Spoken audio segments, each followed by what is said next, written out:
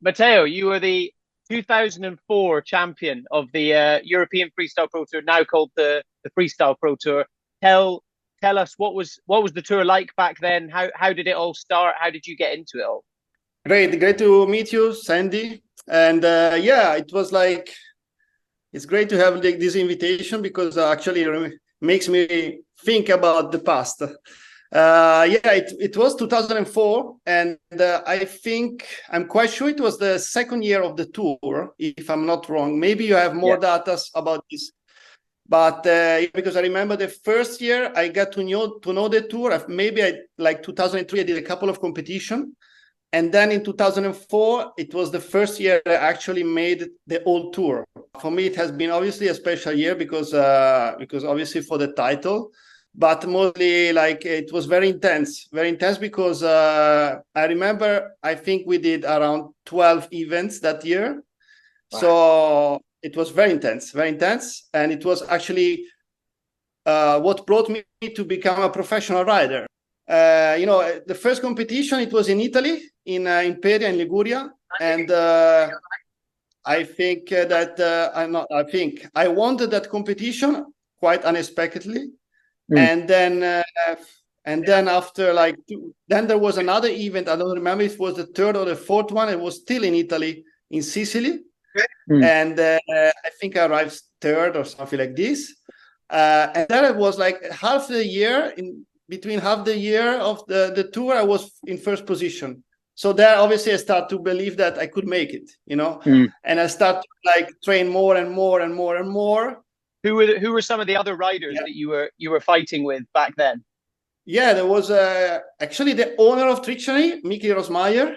Yeah. I don't know if you know him, but for sure you know him. Then there was Kevin Mavison. There was was very, very good and talented Dutch guy. And that event, he won it, the one in Croatia. Norman, then there was Chris Summer. Andrea Rosati, Chris Summer. So all these guys, they were all super good. Yeah. And what was when you look at kind of freestyle now compared to back then, how do you think it compares? Well, it's completely different. Nowadays the level is so high, and obviously the sport has developed to a level where, it feels like now it's arrived. Not it's arrived in a way of some riders can arrive there, and you obviously need obviously now the progression is lower than in the past, because in the past 2003, 2004, it was a lot of progression because the freestyle it was in a starting phase, Yeah. So at that time, I remember our moves were the flacas, the switch chachu, the funnel. I actually remember I was doing the first shakas, some show with Spock. So that was the level, If you look at what the guys are doing now, obviously it's another world. But the nice thing, obviously the exciting thing of that time is that every day you could actually learn a move. Talking about the moves there, that's really interesting that back then it was a lot more about progression. And I think you're right, like double air culo was invented 7-8 years ago, and I can still count maybe on one hand the amount of riders that can do it, consistently in heat, whereas, I imagine you had, so many moves coming through. What was your favorite move to do in a heat then? And what's your favorite move to do now? I think my preferred move was the flacas, the shakas, and then the switch stance funnel or switch stance chacho. Actually, in 2006, I was vice European champion, the year where Andrzej Paskowski won. So also there we had a thrilling final still in Croatia, where and that time he beat me and he became European champion, and I was vice European champion. 2 years after, the sport was changed completely. We had already some air moves.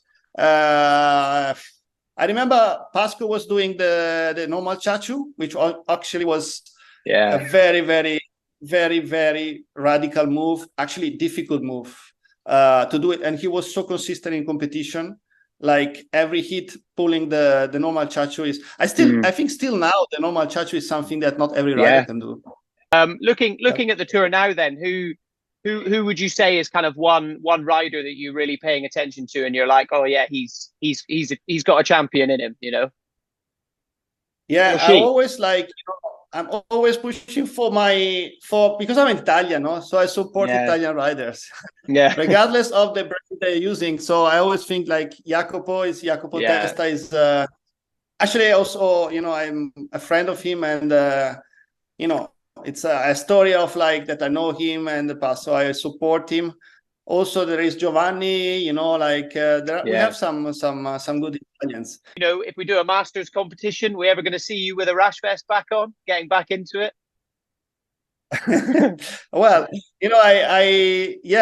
obviously my job, is still in I work still in our like environment. Yeah. I'm managing a school now.